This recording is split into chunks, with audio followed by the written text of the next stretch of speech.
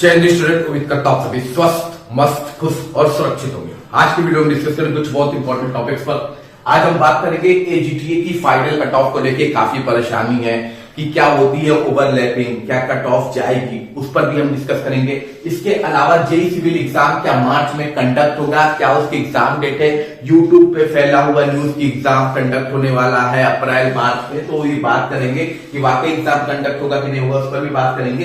इसके अलावा एएसओ भर्ती को लेकर काफी होगा मच गया है कि उसमें रीजनिंग आता है, उसमें जीएस आता है, उस पर भी हम बात करेंगे। एक्चुअली में एएसओ का सिलेबस क्या है, क्यों इसकी कट ऑफ बहुत कम जाती है, उस पर भी हम बात करेंगे। इसके अलावा यूपी SSC ड्राफ्टमैन की डीबी कब तक कंडक्ट कराई जा सकती है, क्या हो सकती है कट ऑफ डीबी की और फाइनल की ड्राफ्टमैन की, उस पर भी बात करेंगे। उससे पहले चैनल पे जो भी नए हैं चैनल को लाइक और सब्सक्राइब कीजिए, वीडियो अच्छा लगे तो शेयर कीजिए। इसके अलावा इंस्टाग्राम और टेलीग्राम चैनल को फॉलो करने के लिए दोनों का लिंक डिस्क्रिप्शन बॉक्स में मेंशन है, वहां जाकर मुझको फॉलो कर सकते हैं। पहले बात कर लेते हैं एजीटीए भर्ती को लेकर, ठीक है, कि इसकी फाइनल कट ऑफ क्या जा सकती है, ठीक है। तो देखिए जो एजीटीए है उसमें जो आपकी टोटल पोस्ट है वो लगभग 3446 पदों पर ये एग्जाम कंडक्ट कराया गया था, ठीक है। अब ये भी एक तरह की स्पेशल पोस्ट है, इसको हर कोई भर नहीं सकता है, इसके लिए स्पेशल क्वालिफिकेशन की जरूरत होती है, ठीक है। और जो इसकी डीबी की कट ऑफ गई हुई है लगभग 28.25 के आसपास ये गई हुई है, ठीक है।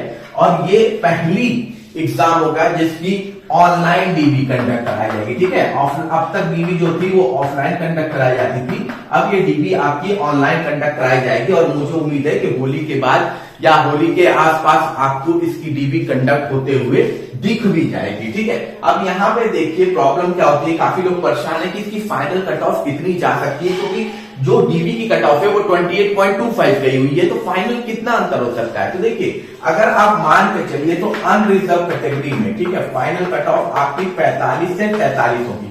अब 45 से 47 क्यों मैं बोल रहा हूं, क्योंकि देखिए अनरिजर्व कैटेगरी में बहुत से बच्चे ओवरलैप होके जाते हैं। जैसे मान लीजिए कोई ओबीसी का बच्चा है जिसके मार्क्स 48 है, तो वो आपका ओबीसी से एप्लीकेशन फॉर्म भले भरा है लेकिन वो चला आएगा यूआर कैटेगरी में, मतलब उसकी जो भी रिजल्ट निकलेगा वो अनरिजर्व कैटेगरी में निकलेगा, उसकी कैटेगरी में नहीं निकलेगा। इसी को ओवरलैपिंग करते हैं। यानी कि मान लीजिए अगर ईडब्ल्यूएस का बच्चा है वो पाया हुआ है 49 नंबर, तो वो भी ईडब्ल्यूएस में उसकी कट ऑफ नहीं बनेगी, उसकी कट ऑफ कहां पे बनेगी, यूआर कैटेगरी में। तो इस वजह से जो यूआर कैटेगरी होती है उसकी कट ऑफ जो होती है वो तेजी से भाग जाती है, तो इस वजह से 45 से 47 दिखेगा, इससे ज्यादा मुझे नहीं लगता है दिखेगा, ठीक है। लेकिन इतना तो लगभग आपका फाइनल कट ऑफ आपको देखने को मिलेगा, ठीक है। अब हम बात कर लेते हैं ओबीसी कैटेगरी की, तो अदर बैकवर्ड क्लास का भी आपका 42 से 44 के आसपास देखने को मिलेगा, क्योंकि इसमें भी बहुत टफ कंपटीशन होता है और ये ज्यादा फर्क नहीं आपको यूआर से इसका देखने को मिलता है, ठीक है। वही इकोनॉमिक वीकर सेक्शन की अगर आप बात करें तो इकोनॉमिक वीकर सेक्शन में आपका 40 से 42 के बीच में देखने को मिल सकता है, ठीक है। 40 से 42 नंबर इकोनॉमिक वीकर सेक्शन में आपका देखने को मिल सकता है, या ये हो सकता है इससे भी कम देखने को मिल जाए, 39 से 41 के बीच में भी आपका ये कट ऑफ देखने को मिल सकता है ईडब्ल्यूएस का, ठीक है। अब हम बात कर लेते हैं एससी कैटेगरी की, तो एससी कैटेगरी में भी देखिए इस समय कट ऑफ बहुत अच्छा जा रहा है, बहुत अच्छी परफॉर्मेंस चल रही है एससी कैटेगरी में भी। तो ये मान के चलिए 33 से 35 नंबर तो कम से कम एससी कैटेगरी में भी आपका कट ऑफ जाएगा, ठीक है। इससे ज्यादा नहीं जाना चाहिए, इससे कम ही जाएगा, ठीक। अब हम बात कर लेते हैं शेड्यूल्ड ट्राइब कैटेगरी की, तो जो एसटी कैटेगरी है, एसटी कैटेगरी में भी लगभग मान के चलिए जो कट ऑफ है वो आपकी 24 से 26, और वहीं फीमेल की अगर आप बात करेंगे यानी महिला कैटेगरी की, तो वो कट ऑफ लगभग 35 से 37 के बीच में घूमेगी। ये आपकी एजीटीए की फाइनल कट ऑफ होगी। और यूआर की कट ऑफ क्यों थोड़ी सी हाई भागती है उसका रीजन मैंने आपको क्लियर कट समझा दिया है। अब हम बात कर लेते हैं अगली इंपॉर्टेंट भर्ती की, तो अगली इंपॉर्टेंट भर्ती है आपकी जेई सिविल को लेके। जेई सिविल को लेके इस समय काफी अफवाहें फैल रखी हैं, खासकर इसके एग्जाम डेट को लेके कि ये एग्जाम आपका मार्च महीने में कंडक्ट हो जाएगा। देखिए मैं आपको एक सिंपल सारी बात बताऊं कि 120 दिन का समय जो मांगा गया है, सॉरी 90 दिन का जो समय मांगा गया है, वो 90 दिन का समय आपका 10 मार्च को पूरा हो जाएगा। नो डाउट है कि 10 मार्च तक आपका पूरा हो जाएगा। उसके बाद देखिए मैंने कहा था कि हो सकता है आपको 120 दिन देखने को मिल जाए, क्योंकि उसके बाद मीटिंग होगी, मीटिंग कंडक्ट कराएगी। लेकिन मुझे जहां तक लगता है ये एग्जाम अभी मार्च में भी कंडक्ट नहीं होगा। अगर कोई कह रहा है कि एग्जाम मार्च में कंडक्ट होने वाला है तो मार्च में कंडक्ट नहीं होगा। उसका रीजन है कि देखिए सबसे पहले तो बीपीओ की और एजीटीए की डीबी कंडक्ट कराई जाएगी, बीपीओ और एजीटीए की डीबी कंडक्ट कराई जाएगी। उसके बाद आपका प्राथमिकता दी जाएगी लेखपाल के पेपर को, ठीक है। लेखपाल का पेपर ये आपका मार्च अप्रैल के बीच में ये कंडक्ट कराया जाएगा, क्योंकि इसमें भर्ती ज्यादा है और इस साल चुनाव भी है। क्या है? चुनाव भी है। तो जितनी बड़ी भर्तियां हैं, जैसे ये भर्तियां हैं, इन भर्तियों को इसलिए पहले कंडक्ट करा लिया जाएगा ताकि चुनाव के समय तक इनकी डीबी कंडक्ट कराई जा सके। यानी जब चुनाव का समय है तब तक ये आपकी ज्वाइनिंग सर्टिफिकेट, सॉरी डीबी कह रहा हूं, फाइनल रिजल्ट जारी करा सके और आपका जो ज्वाइनिंग सर्टिफिकेट है वो बांट सके और ये गिनवा सके कि इतनी सारी जॉब उन्होंने दी है, ठीक है। तो लेखपाल की भर्ती आपकी लगभग मान के चलिए मार्च अप्रैल में कंडक्ट होगी। वहीं यूपी एसआई की भी भर्ती हो रही है, ठीक है। यूपी पुलिस की जो भर्ती है वो भी आपकी मार्च के आसपास ही कंडक्ट कराई जाएगी। तो ये मान के चलिए कि जो जेई सिविल की भर्ती है ना, ये लगभग ये जाएगी तो ये मई जून से पहले कंडक्ट नहीं होने वाली है।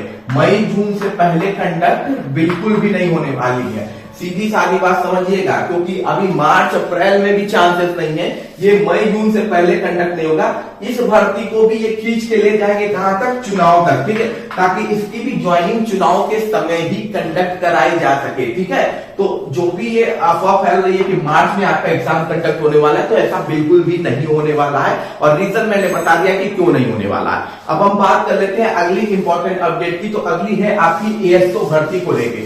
एएसओ भर्ती को लेके भी काफी लोग परेशान हैं, ठीक है, कि एएसओ भर्ती क्या है, कैसे क्या इसका सिलेबस होता है, ठीक है। क्योंकि इसके सिलेबस को लेके काफी लोग कह रहे हैं कि इसमें रीजनिंग पूछी जाती है, मैथ्स पूछा जाता है, ठीक है। ऐसा कुछ भी नहीं है। देखिए सिलेबस की लोगों को काफी जानकारी नहीं है, क्योंकि ये एक स्पेशल भर्ती होती है, बहुत ही कम कंडक्ट कराई जाती है। और मैं आपको इंटरेस्टिंगली बता दूं कि एएसओ की जो प्रीवियस भर्ती थी उसका अगर आप फाइनल कट ऑफ देखेंगे तो आप शॉक हो जाएंगे, ठीक है। प्रीवियस भर्ती इसकी एएसओ की 2019 में आई थी, ठीक है, 2019 में आई थी, जिसका एग्जाम 2022 में कंडक्ट कराया गया था।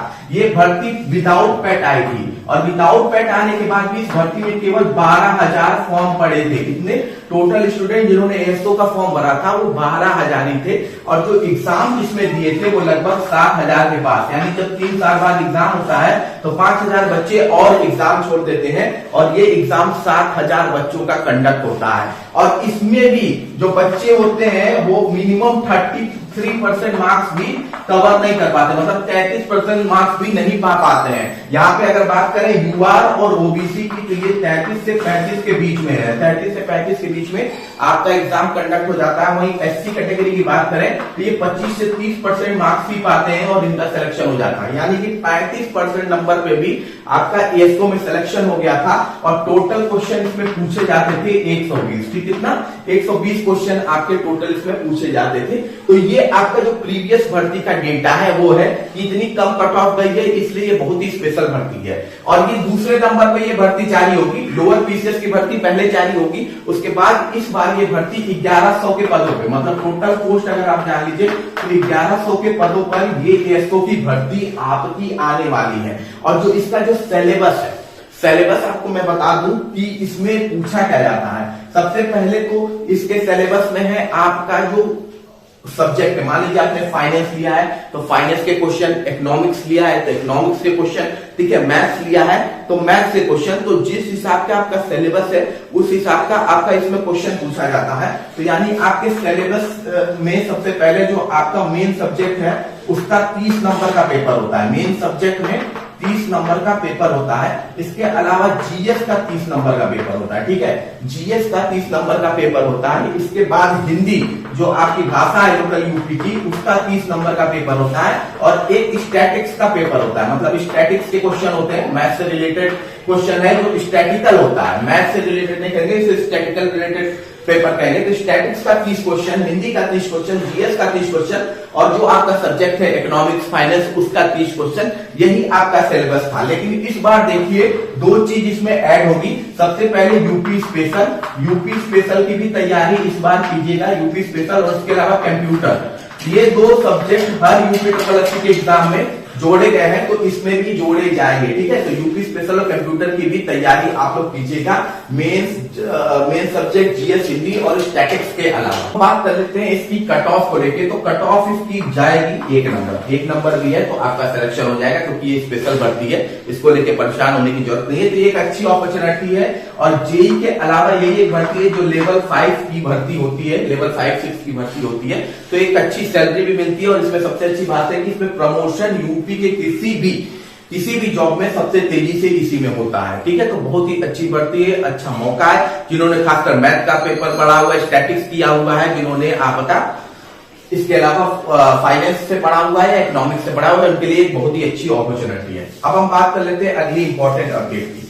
तो अगली इंपॉर्टेंट अपडेट आपकी ड्राफ्टमैन की डीबी को लेके है, ठीक है। तो ड्राफ्टमैन की भी डीबी अभी ये मान के चलिए होली के बाद ही कंडक्ट कराई जाएगी, ठीक है। इनसे पहले 2 डीबी कंडक्ट होगी, पहली होगी बीपीओ की, फिर होगी आपकी, मैंने बता दिया, एजीटीए की, ठीक है। ये 2 डीबी जब कंडक्ट हो जाएगी उसके बाद ही ड्राफ्टमैन डीबी का नंबर आएगा। तो मान के चलिए लगभग मार्च अंत अप्रैल तक आपको आपकी डीबी देखने को मिलेगी, ठीक है। इसके अलावा इसमें देखिए, इसमें भी कोई ज्यादा सीटें अवेलेबल नहीं है, ठीक है। ड्राफ्टमैन में भी आपकी ज्यादा सीटें अवेलेबल नहीं है।